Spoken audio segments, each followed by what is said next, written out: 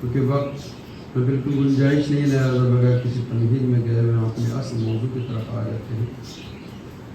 قرآن مجید نے واضح لفظوں میں کہا ان الدین عند اللہ الاسلام، کہ دین صرف اور صرف اسلام ہے، اس کے علاوہ کوئی دین پروردگار کی بارگاہ میں قابل قبول نہیں ہے۔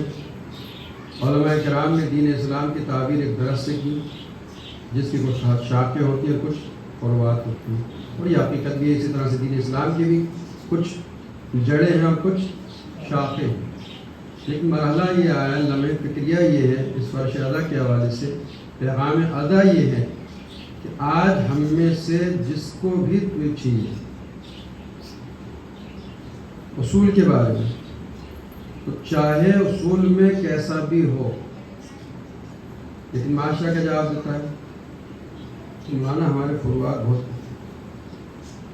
ہمارا عقیدہ بہت مضبوط ہے، ہماری ولایت بہت مضبوط ہے، ہم مانتے ہیں کہ نماز نہیں پڑھتے ہیں لیکن ہمارا عقیدہ بہت مضبوط ہے، ہم مانتے ہیں کہ روزہ نہیں رکھتے ہیں لیکن ہمارا عقیدہ بہت مضبوط ہے، ہم مانتے ہیں کہ خمس و زکوٰۃ نہیں دیتے ہیں لیکن ہماری اصول بہت مضبوط ہیں. ہم مانتے ہیں کہ پڑوسیوں کو ستا لیں، امام بارگاہوں کو مال کھا جائیں، مسجدوں کا مال کھا جائیں، سب کچھ کھا جائیں، لیکن ہمارا عقیدہ بہت مضبوط ہے. لیکن ہم خواب غفلت میں ہیں، غلط فہمی میں مبتلا ہیں ہم کہ ہمارا عقیدہ مضبوط ہے. اس لیے کہ جس کا عقیدہ مضبوط ہوگا اسی کی نماز مضبوط ہوگی، جس کا عقیدہ مضبوط ہوگا اسی کا روزہ مضبوط ہوگا، جس کا عقیدہ مضبوط ہوگا اسی کی ولایت مضبوط ہوگی، جس کا عقیدہ مضبوط ہوگا اسی ہی کی عزاداری مضبوط ہوگی. تو دین اسلام کو ایک درخت سے مثال. اب میں اپنی بات کو سمجھانے کے لیے کہ کبھی کبھی یہ ہوتا ہے کہ اصل کی مضبوطی کا اندازہ شاخوں کی مضبوطی سے لگایا. بہت توجہ رکھیے گا، یہ مسئلہ کلیئر ہوگا کہ آیا ہمارا عقیدہ توحید، عقیدہ نبوت، عقیدہ امامت واقعی مضبوط ہے، یا ہم نے خیالی پلاؤ پکا لیا کہ ہمارا عقیدہ امامت بہت مضبوط ہے، ہمارا عقیدہ عزاداری بہت مضبوط ہے، ہمارا عقیدہ محبت اہل بیت بہت مضبوط ہے. اپنے ذہن کے اندر کوئی پلاننگ کر لینا، کوئی وہ کر لینا چاہیے، اس سے نہیں ہوتا.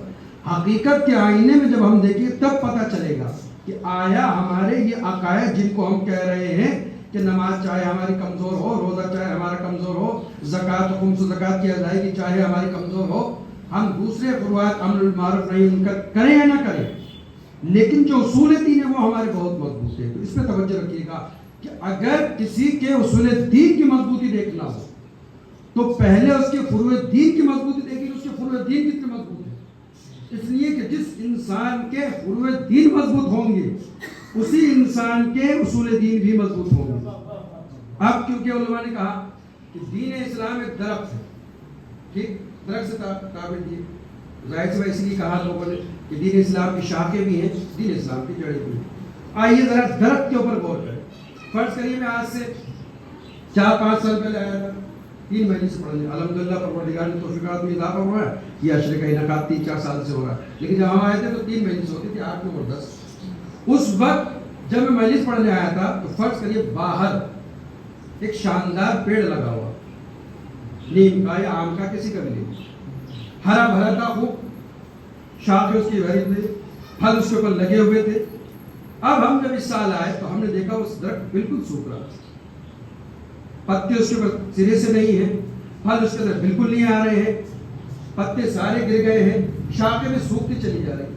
تو ہم نے دانش بھائی سے پوچھا کہ دانش بھائی ہم 4 سال پہلے آئے تھے، یہ درخت بڑا ہرا بھرا تھا، اب 4-5 سال کے عرصے کے بعد آئے ہیں تو یہ پیڑ سوکھ کیوں گیا؟ بہت توجہ رکھیے گا کہ جس کی شاخیں مضبوط ہوں گی، جس کے اصول دین فروع دین مضبوط ہوں گے، اسی کے اصول دین مضبوط ہوں گے. تو ہم نے دانش بھائی سے پوچھا کہ اس کے بعد پتے بھی نہیں ہیں، اس کے اندر پھل بھی نہیں ہیں، اس کی شاخیں بھی سوکھ رہی ہیں، درخت بالکل گرنے کے کگار پہ، آخر کیا ہے؟ تو انہوں نے بہت لطیف سا جملہ کہا کہ مولانا اس پیڑ کی جڑوں کے اندر کیڑا لگ گیا ہے. اب یہ بتائیے کیا انہوں نے اس کی جڑیں دیکھ لی تھی؟ میں نے کہا آپ نے اس کی جڑیں کھود کے دیکھی ہے؟ کہا نہیں. تو پھر آپ نے کیسے کہا کہ پیڑ کی جڑوں کے اندر کیڑا لگ گیا ہے؟ کہا یہ ہم نے اس لیے کہا کہ اس کے پتے گرنا اس بات کی دلیل ہے کہ اس کی جڑوں میں کیڑے لگے، اس پیڑ کے اوپر پھل کا نہ آنا اس بات کی دلیل ہے کہ اس پیڑ کی شاخوں کے اندر کیڑے لگے ہیں. تو معلوم ہوا شاخوں کی مضبوطی بتاتی ہے، درخت کے پھل بتاتے ہیں کہ درخت کی جڑیں کتنی مضبوط ہے. اے عزادارو خبردار، کبھی یہ نہ کہنا کہ ہماری نمازیں چاہے کمزور ہو، ہمارے روزے چاہے کمزور ہو، ہمارے خمس و زکوٰۃ چاہے کمزور ہو، ہمارا عقیدہ امامت بہت مضبوط ہے، ہمارا عقیدہ ولایت بہت مضبوط ہے. نہیں، نمازوں سے دوری دلیل ہے کہ نہ ہمارا عقیدہ نبوت مضبوط ہے نہ عقیدہ امامت مضبوط ہے. اس لیے جن کی نمازیں مضبوط ہوں گی انہی کی دلیل بنے گی کہ ان کا نبوت عقیدہ توحید بھی مضبوط ہے، عقیدہ نبوت بھی مضبوط ہے، عقیدہ امامت بھی مضبوط ہے. ایک درود پڑھے محمد وعلی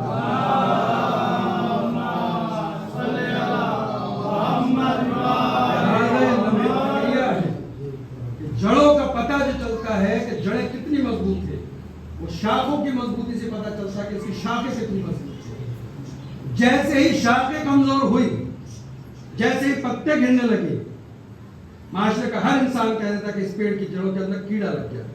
تو خبردار، تمہارے عقائد کے درخت کا نام ہے دین اسلام. اس کے اصول کی مضبوطی تب پتہ چلے گی کہ جو دین اسلام کی فروعات ہیں اس کے اوپر عمل معاشرہ کتنے کر رہا ہے. ایک درود پڑھے اور محمد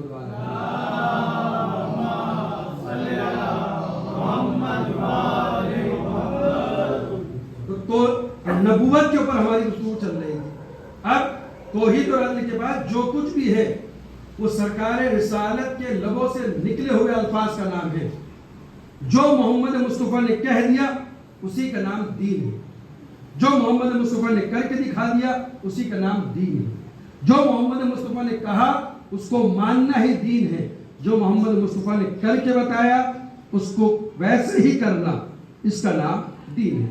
اب سرکار رسالت میں آپ کی نبوت کے اوپر تو پورے اشرے ہیں، پوری بحث ہو بھی نہیں سکتی، لیکن سرکار رسالت میں آپ نے آخر وقت کے اندر اپنے ایک حدیث ارشاد فرمائی. کیا حدیث ارشاد فرمائی ہے؟ انی تارک فیکم الثقلین، میں تمہارے درمیان دو چیزیں چھوڑ جا رہا ہوں. انی تارک فیکم الثقلین کتاب اللہ و عترت اہل بیتی ما ان تمسکتم بہما لن تضلوا بعدی.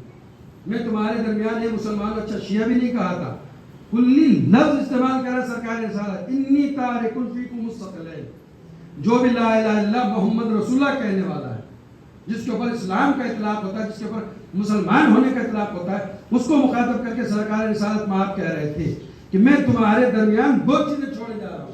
ایک اللہ کی کتاب، دوسرے اہل بیت علیہ الصلوۃ والسلام، میری عطرت. ما ان تمسکتم بہما، جب تک کہ تم ان دونوں سے متمسک رہو گے، لن تضلوا بعدی، میرے بعد کبھی گمراہ نہیں ہوگے. سرکار رسالت میں آپ تو یہ کہہ کے گئے تھے کہ ان دونوں سے متمسک رہنا تو گمراہی سے بچے ہوئے رہو گے. اب آئیے مسلمان معاشرے کا ہم اندازہ لگا رہے. مسلمان معاشرے کا جب ہم نے اندازہ لگایا تو دو گروہ سماج میں ابھر کے اسلام میں. ایک گروہ وہ ہو گیا کہ جو فقط اور فقط کتاب الہی کا ہو کے رہ گیا. ایک گروہ وہ ہو گیا جو فقط اور فقط اہل بیت کا ہو کے رہ گیا. مجھے انصاف سے بتائیے کامیاب کون سا گروہ ہوگا؟ بھائی سرکار رسالت میں آپ نے تو کہا تھا کہ دونوں سے متمسک رہنا. نہ وہ گروہ کامیاب ہے جس نے قرآن کو پکڑ لیا اہل بیت کو چھوڑ دیا، اور نہ وہ گروہ کامیاب ہے جس نے اہل بیت کو پکڑا قرآن کو چھوڑ دیا. کامیاب وہی گروہ ہوگا جس کے ایک ہاتھ کے اندر قرآن ہو، دوسرے ہاتھ کے اندر اہل بیت کا دامن ہو. اور ہم انصاف پسند دین کے ماننے والے ہیں، عادل خدا کے ماننے والے ہیں، عادل نبی کے ماننے والے ہیں، اور جو وقت کا امام پردہ غیب میں ہے وہ بھی عادل ہے. تو ہم یہ نہیں کہہ سکتے کہ اگر فلاں فرقہ مجلسوں میں نہیں آ رہا ہے تو وہ گمراہ ہے، کیونکہ ایک فرقہ مجلسوں میں نہیں آیا تو اس نے نمازوں اور قرآن کو پکڑا، لیکن دوسری مقابلے میں جس فرقے نے مجلس و ماتم کو پکڑا تو اس نے قرآن اور نماز کو چھوڑ دیا. تو جو فرقہ اس کو غلط کہہ رہا ہے کہ جو مجلسیں نہیں کر رہا ہے، اسی طرح سے وہ فرقہ بھی غلط ہے جو نماز اور روزے کو چھوڑ کر فقط اور فقط عزاداری کو اپنا منشا بنا لے. اس لیے کہ حسین نے دونوں چیزیں بتائی ہیں، رسول نے دونوں چیزیں بتائی ہیں. قرآن کی تلاوت نو کے نیزہ پہ کر کے بتائی ہے کہ وہ حسینی نہیں ہو سکتا جس کا قرآن سے تعلق نہ ہو. حسین سر و گردن میں جدائی ہونے کے بعد بھی نو کے نیزہ سے تلاوت قرآن کرے.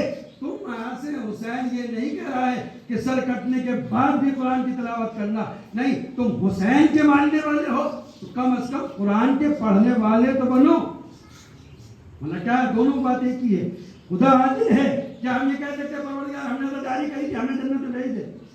اس کا کیا دوسرا فرقہ نہیں کہے گا کہ پروردگار ہم نے قرآن پڑھا، ہم نے تیری نمازیں پڑھی، ہم نے تیرا روزہ رکھا، ہمیں جنت میں بھیج دے؟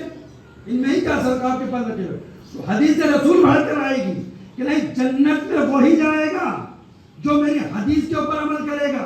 انی تارک فیکم الثقلین کتاب اللہ ہے و عترت اہل بیت. دیکھو جو قرآن اور اہل بیت دونوں سے متمسک رہے گا جنت میں جانے کا وہی فرقہ ہوگا.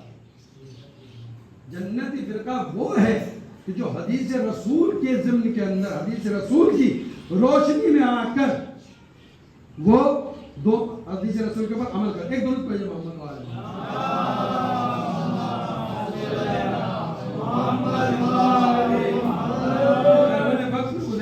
گنجائش نہیں ہے لہٰذا زیادہ پور نہ دیکھتے ہوئے میں ایک بات ایک میسج اور دینا چاہ رہا ہوں. دیکھیے بھی ہو سکتا ہے کسی بزرگ کے ذہن میں کسی زبان کے ذہن میں یہ ہو کہ مولانا یار یہ منبر کے اوپر کیا بات کہہ رہے ہیں کہ ہم عزاداری کریں ہم یہ کریں ہم جنت میں نہیں جائیں گے. جنت تو ہماری ہے. ہم مولا کائنات کی ولایت کو قبول کرنے والے ہیں.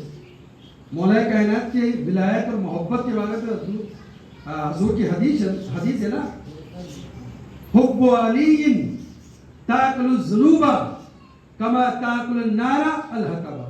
یہ حدیث بہت زیادہ ہمارے معاشرے میں کوٹ ہوتی ہے جب نماز روزے کہا جائے کہ ہم نے علی کی محبت قبول کر لی. اور اب حدیث رسول کہہ رہی ہے کہ جس کے دل میں علی کی محبت ہوتی ہے تو علی کی محبت گناہوں کو ایسے کھا جاتی ہے جیسے آگ سوکھی لکڑی کو کھا جاتی ہے. ہو سکتا ہے کہ ذہن میں آئے مولانا یہ کیا کہے کہ ہماری عزاداری ہمیں نہیں بچا پائے گی, ہمارا ماتم ہمیں نہیں بچا پائے گا, محبت علی ہمیں نہیں بچا پائے گی. نہیں, حدیث رسول کے اندر کوئی شک نہیں ہے. رسول کی حدیث کے جو الفاظ ہیں اس کے اندر کوئی شک نہیں ہے. جس دل کے اندر علی کی محبت آ جائے اس کے گناہ ایسے ہی ختم ہو جائیں گے کہ جیسے آگ لکڑی کو کھا جاتی ہے. لیکن فکر کرنے کا مقام ہے, غور کرنے کا مقام ہے, تھنکنگ کرنے کا مرحلہ ہے کہ ہم حدیث رسول پر غور تو کریں. حدیث رسول کے الفاظ کیا ہے؟ حب علی, علی کی محبت, تاکل الذنوب, گناہوں کو ایسے کھا جاتی ہے, کما تاکل النار الحطب, جیسے آگ سوکھی لکڑی کو کھا جاتی ہے. اس میں کوئی شک نہیں. نشمانی ہے کہ جس کے دل میں علی کی محبت ہے اس کے پاس گناہ نہیں. اب میں ایک مثال کروں, مثال کے اوپر غور کریے گا تاکہ ہمارے سمجھ میں آئے کہ ہم حدیث رسول کو صحیح طریقے سے سمجھے. پہلے محبت اہل بیت کو معاشرہ گناہ کرنے کا سرٹیفکیٹ نہ بنائے. بہت بڑا جملہ کہا میں نے. ہمارا معاشرہ محبت علی, محبت اہل بیت کو گناہ کرنے کا سرٹیفکیٹ نہ بنائے کہ ہم علی کی محبت رکھتے ہیں, ہم اہل بیت کی محبت رکھتے ہیں, لہذا ہمارے گناہ معاف ہو گئے. اب حدیث کے اوپر غور کریں تھوڑا سا. کیا کہا؟ جس طرح سے آگ سوکھی لکڑی کھا جاتی ہے. اب ذرا غور کریے گا مثال ذرا. اگر کہیں پر سوکھی لکڑیاں ہو وہاں آپ نے آگ لگائی, آگ جلے گی, ٹھیک, اور لکڑیوں کا وجود ختم کر دے گی. آپ نے ڈھیر ساری لکڑیاں جمع کری سوکھی, بہت توجہ رکھیے گا, آپ نے بہت ساری لکڑیاں جمع کری, اس میں آگ لگا دی. آگ لگانے کے بعد 10 منٹ کے بعد آپ گئے تو آپ نے دیکھا کہ لکڑیاں کچھ باقی ہیں. مجھے یہ بتائیے, آپ آگ لگا کے گئے تھے, لکڑیوں کو جل جانا چاہیے تھا نا, یہ کچھ لکڑیاں بچی کیوں رہ گئی؟ آپ کیا کہیں گے؟ مولانا کیونکہ آگ کے شعلے ٹھنڈے پڑ گئے تھے لہذا سوکھی لکڑی کا وجود دکھ رہا ہے. رسول نے کیا کہا؟ علی کی محبت گناہوں کو ایسے کھا جاتی ہے جیسے آگ سوکھی لکڑی کو کھا جاتی ہے. تو جب تک کہ آگ کا وجود ہو سوکھی لکڑی کا وجود ہو نہیں سکتا. اگر سوکھی لکڑی کا وجود پایا جا رہا ہے تو اس کے معنی یہ ہے کہ جو آگ کے شعلے تھے وہ ٹھنڈے پڑ گئے ہیں. تو جس دل کے اندر محبت علی ہو اس کے اندر گناہ ہو نہیں سکتا. اگر ہماری زندگی کے اندر گناہوں کا وجود پایا جا رہا ہے تو اس کے معنی ہے محبت علی کے جو شعلے بھڑک رہے تھے وہ کہیں ٹھنڈے پڑ گئے ہیں, لہذا گناہوں کا وجود آ رہا ہے. اگر اپنی زندگی کے اندر گناہ دیکھ رہے ہو, اگر اپنی زندگی میں نماز صبح چھوڑتے ہوئے دیکھ رہے ہو, اگر اپنی زندگی کے اندر خمس و زکات کی پابندی نہیں دیکھ رہے ہو تو اپنی محبت علی کا امتحان دو کہ کہاں پر محبت علی کے اندر کمی آئی ہے. اس لیے کہ یہ ہو نہیں سکتا کہ کسی دل کے اندر محبت علی ہو اور اس کی زندگی کے اندر گناہ بھی ہو. جس طرح سے یہ ہو نہیں سکتا کہ آگ ہو اور سوکھی لکڑی کا وجود باقی رہ جائے. نہیں, جب تک کہ آگ جل رہی ہے سوکھی لکڑی کا وجود مل نہیں سکتا. جب آگ کے شعلے ٹھنڈے پڑ جائیں گے تب ہی سوکھی لکڑی کا وجود ملے گا. ایک درود پڑھے محمد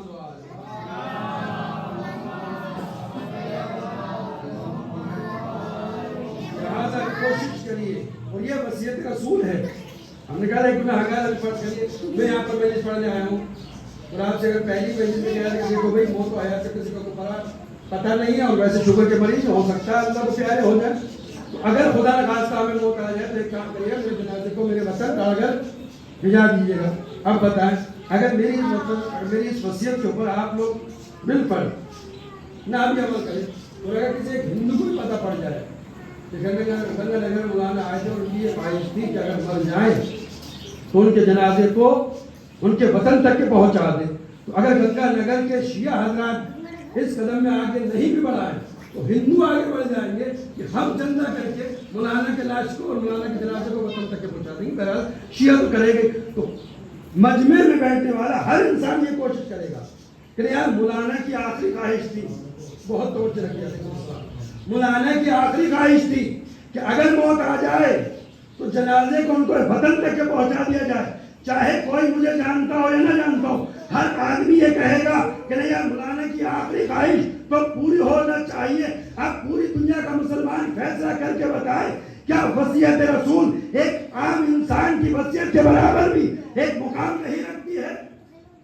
ہم ایک گناہ گار انسان کی خواہش پورا کرنے کے لیے تو ایڑی چوٹی کا زور لگا دیں کہ نہیں ہم آخری خواہش نہیں مولانا کی، وہاں تک لے جائیں گے. تو وصیت رسول اور خواہش رسول کو ہم کیوں نہیں پورا کر رہے ہیں؟ خواہش رسول کیا ہے کہ امت محمد قرآن سے بھی متمسک رہے، امت محمد اہل بیت علیہ السلام سے بھی متمسک رہے. یہ بمبر رسول سے یہ فیصلہ ہے کہ کامیاب وہی گروہ ہے کہ جس کے یہاں قرآن بھی ہو اور اہل بیت بھی ہو. نہ وہ گروہ کافی ہے جس نے قرآن پکڑ کے اہل بیت کو چھوڑ دیا، اور نہ وہ گروہ کامیاب ہے جس نے اہل بیت پکڑے اور قرآن کو چھوڑ دیا. اگر دین و دنیا کے اندر کامیاب ہونا ہے تو قرآن کو بھی ساتھ میں رکھنا پڑے گا، اہل بیت کو بھی ساتھ میں رکھنا پڑے گا. اور اگر کامیابی چاہیے تو کامیابی ہی دو چیزوں سے ملے گی. بہت توجہ رکھیے گا. ایک آخری مثال دے رہا ہوں دور حاضری سے، اور یہ بات تمام کہ اگر ہمارے جوانوں کو یہ دیکھنا ہے کہ دنیا میں کامیابی کیسے ملے گی، تو دنیا کے اندر کامیابی صرف اور صرف قرآن اور اہل بیت علیہ السلام کے متمسک رہنے ہی سے ملے گی. آج حزب اللہ کوئی بہت بڑی طاقت نہیں ہے، لیکن اس کے مقابلے میں اسرائیل ایک بہت بڑی طاقت ہے، امریکہ ایک بہت بڑی طاقت ہے، برطانیہ ایک بہت بڑی طاقت ہے. جب 2006 کے اندر حزب اللہ سے یہ تینوں سپر پاور لڑ رہے تھے، بہت توجہ رکھیے، 2006 کے اندر جب حزب اللہ جب مٹھی پر ایک کمیٹی ایک گروہ ہے، جب اس سے دنیا کے 3 سپر پاور لڑ رہے تھے تو 34 دن سے زیادہ وہ سپر پاور مل کے حزب اللہ سے نہیں لڑ سکے، اور انہوں نے اپنی ہار تسلیم کر لی. لیکن جو مٹھی بھر تھے وہ 3 سپر پاوروں سے ٹکرا گئے. تو جب حزب اللہ کے جوانوں کا سیرت دیکھی گئی تو حزب اللہ کے جوانوں نے بتایا ان کے ایک ہاتھ کے اندر اللہ کی کتاب کلام مہار تھا، اور ایک ہاتھ کے اندر امام حسین کے روزے کی تصویر تھی. اور ان شیعوں نے بتایا کہ اگر کامیابی چاہتے ہو تو اپنے ایک ہاتھ کے اندر قرآن رکھو، ایک ہاتھ کے اندر کربلا رکھو، دنیا کا کوئی ظالم مجاہد تمہارے مقابلے میں نہیں آ سکتا. ایک درود پڑھے محمد وآلہ.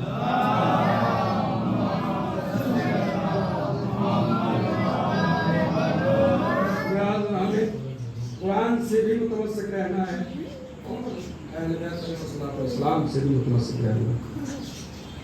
آج 7 محرم ہوئی، یوں تو شہادت سب کی روز عاشورہ ہوئی ہے. جناب مسلم کے علاوہ جو جلاچے کربلا ہے، جناب مسلم کی شہادت 9 ذی الحجہ کو ہوئی ہے، لیکن باقی جتنے بھی شہداء کربلا ہیں سب کی شہادت واقع عاشور کے دن ہوئی ہے. لیکن ہم عاشور کے دن کس کس کا غم مناتے ہیں؟ اکبر کی جوانی پہ روتے، شماہ علی افضل کی چھدے ہوئے گلے پہ روتے، زینب کے بازوں میں بندھی ہوئی رسن کا پرسا دیتے، یا کیا کرتے؟ تو ہمارے بزرگوں نے یہ عشر اولا کے دن معین کرے کہ ایک ایک تاریخ کے اندر ہم ایک ایک شہید کو پرسہ دیتے ہیں، تاکہ جو شہزادی ہماری بارگاہ میں رومال لے کر آتی ہے، میرے لال کے عزادارو اسی کے لیے تو میں آتی ہوں، تم نے فرش اعلیٰ بچھائی ہے، خدا تمہیں سلامت رکھے۔ جب فرش اعلیٰ بچھتی ہے، جب عزادار آتے ہیں تو فقط عزادار نہیں آتے ہیں، ایک جنت البقیع سے ٹوٹی ہوئی قبر سے ایک ماں نکلتی ہے، شام میں آتی ہے، اپنی بیٹی زینب سے کہتی ہے، اے بیٹی زینب آؤ، تمہارے بھیا کے عزاداروں نے فرش اعلیٰ بچھا دی ہے، آؤ ہم عزا خانے میں چلے۔ دونوں ماں بیٹے مل کر چند قدم کے فاصلے پر زندان شام میں جاتے ہیں۔ اے بیٹی سکینہ، ارے تمہیں بڑا ارمان تھا نا، تمہیں رونے نہیں دیا گیا، آؤ تمہارے بابا کے عزاداروں نے تمہارے بابا کی فرش اعلیٰ بچھائی ہے، آؤ ہم عزا خانوں میں چلتے ہیں، پردہ لینے کے لیے چلتے ہیں۔ جب سکینہ آتی ہے اپنی دادی سے کہتی ہے، دادی اماں ارے میں دعا کر رہی ہوں میرے بابا کے عزاداروں کے لیے، آپ آمین کہیے گا، اے پروردگار میرے بابا کے ان عزاداروں کو سلامت رکھنا۔ ننھی سکینہ ایک دعا اور لیتی ہوگی، اے عزاداروں تم بڑے خوش نصیب ہو، میرے بابا کو روتے ہو، آنسو بہاتے ہو، جاڑے مارتے روتے ہو، کوئی تمہیں تازیانہ تو نہیں مارتا ہے۔ ارے سکینہ نے تو اپنے بابا کی شہادت کے بعد جب بھی بابا کو رویا شبر نے تازیانہ مارا۔ اجرکم اللہ، خدا آپ کو کوئی غم نہ دے سوائے مظلومیت غم حسین کربلا کے۔ سات محرم آ گئی، آج آپ کو یتیم حسن کا پرسہ دینا ہے، آج آپ کو ام فروہ کے لال کی قربانی کا پرسہ دینا ہے۔ کون قاسم جس کو حسن نے اپنا نمائندہ بنا کر بھیجا تھا؟ کون قاسم جب حسن جا رہے تھے اس دنیا سے، قاسم کو بلایا، بازو پر ایک تعویذ باندھا، یہ بیٹا قاسم دیکھو جب زندگی کے اندر سب سے بڑا مشکل وقت آ جائے تب اس تعویذ کو کھول کے پڑھ لینا، تمہاری مشکل حل ہو جائے گی۔ مقتل کربلا لکھتا ہے کہ جب صبح عاشور نمودار ہوئی، قاسم بار بار چچا کے بعد جاتے، اے چچا مجھے مرنے کی اجازت دے دیجئے، اے چچا اولو محمد چلے گئے، اے چچا بھیا علی اکبر چلے گئے، اے چچا چچا کا بعد چلے گئے، اے چچا مجھ بھتیجے کو بھی مرنے کی اجازت دے دو۔ لیکن حسن کے لال کو حسین ہمیشہ یہ کہہ کے ٹالتے رہے، اے بیٹا قاسم ارے تجھے ہی دیکھ کے تو میں زندہ ہوں، ارے جب بھیا حسن کی یاد آتی ہے تیرا چہرہ دیکھ لیتا ہوں۔ روز عاشور دیکھا ام فروہ کے کانوں میں کسی بچے کے رونے کی آواز پہنچی، ارے عاشور کا وقت ہے، ایک کے بعد ایک جنازہ آ رہا ہے، بیویاں رونے میں لگی ہوئی ہے، گریہ کرنے میں لگی ہوئی ہے، لیکن ام فروہ نے دیکھا کہ کسی بچے کے رونے کی آواز ہے۔ اب جو ام فروہ خیمے کے اندر گئی تو کیا دیکھا؟ 13 برس کا لاڈلا قاسم زانوں میں سر دے کر رو رہا ہے۔ ارے ام فروہ تڑپ گئی، اے میرے لال قاسم ارے کیوں رو رہے ہو؟ قاسم نے ننھے ہاتھ جوڑے، اے اماں چچا مجھے جنگ کرنے کی اجازت نہیں دے رہے۔ ام فروہ نے قاسم کے ہاتھ کو پکڑا، وہ بازو کو پکڑا جس بازو کے اوپر تعویذ بندھا ہوا تھا، حسین کی بارگاہ میں آئی، آنے کے بعد کہا، اے میرے آقا مولا جب میرا والی و وارث حسن اس دنیا سے جا رہا تھا، میرے بیٹے قاسم کے بازو پہ تعویذ باندھا تھا اور یہ کہا تھا جب کوئی بڑی مشکل آ جائے تعویذ کو کھول دینا، مولا اس سے بڑی کوئی مشکل ہو سکتی ہے، میرا بیٹا قاسم مرنے کی اجازت مانگے اور آپ اجازت نہ دو۔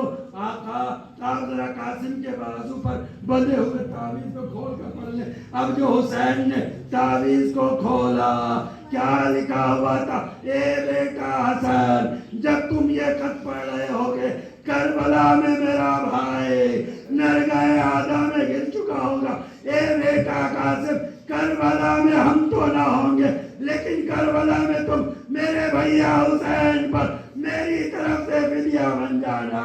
ارے حسین کی آنکھوں میں آنسو آئے لیکن قاسم کے لبوں پہ مسکراہٹ ہو گئی، اے چچا حسین اب تو اپنے بھائی حسن کی وصیت پہ عمل کرتے ہوئے مجھے مرنے کی اجازت دے دی۔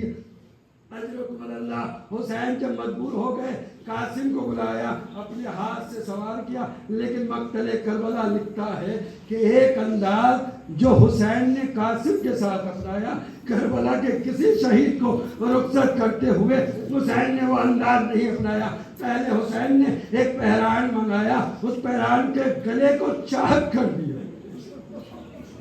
قاسم کو جو رنگ میں بھیجا ہے تو پھٹے ہوئے گریبان کے ساتھ بھیجا۔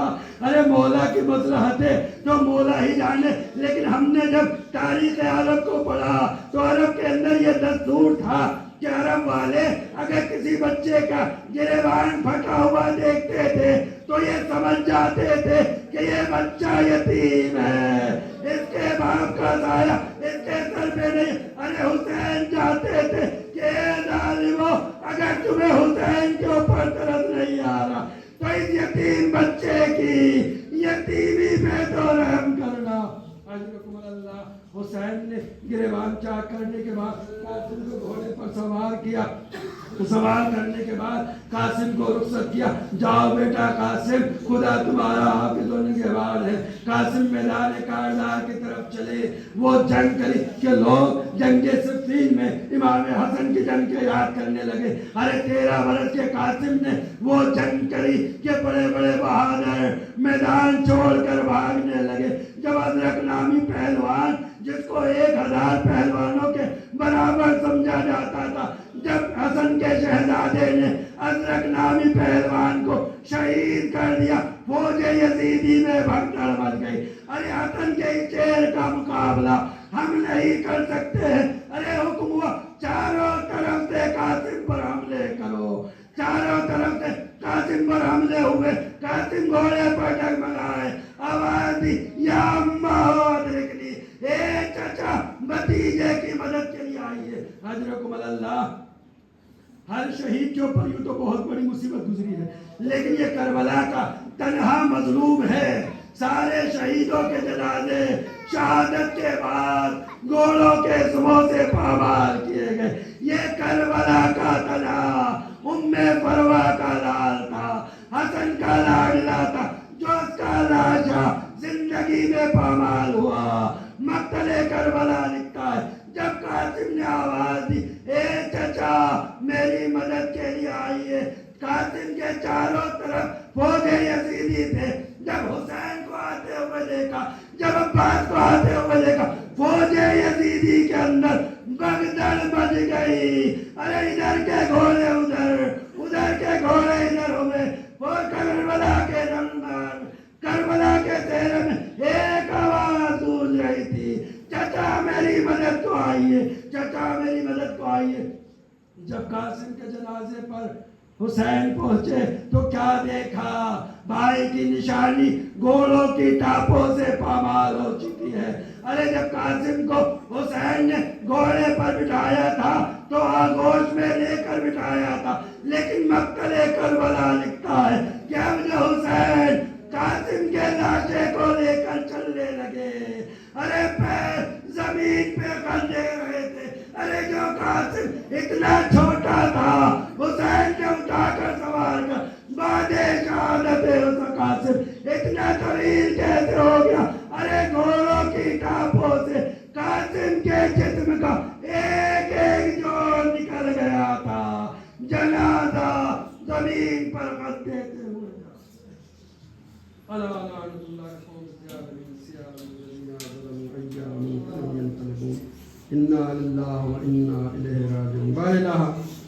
جناب قاسم علیہ السلام